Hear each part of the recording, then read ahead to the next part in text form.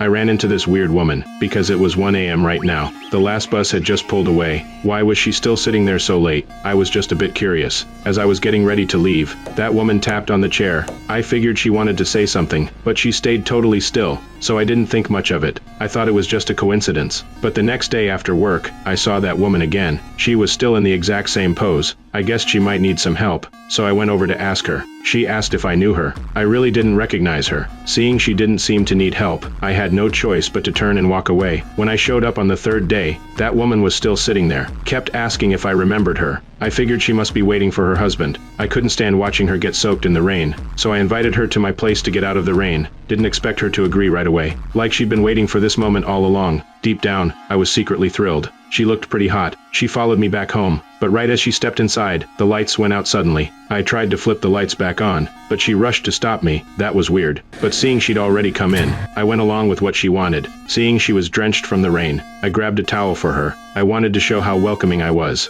When she handed the towel back to me, the creepy stuff finally happened. Her nails were growing out of her fingerprints. That is when I realized she might not be human. I pretended to stay calm and walked out. She suddenly knocked over her suitcase, then slowly unzipped it. I was too scared to move. She stared me down hard. Then she opened a bag. It was full of all kinds of knives. It wasn't until then that I realized she wasn't human at all. She stuffed me into the suitcase. That is when a little girl said hi to her. She stopped dead in her tracks. Looked like she had a new target.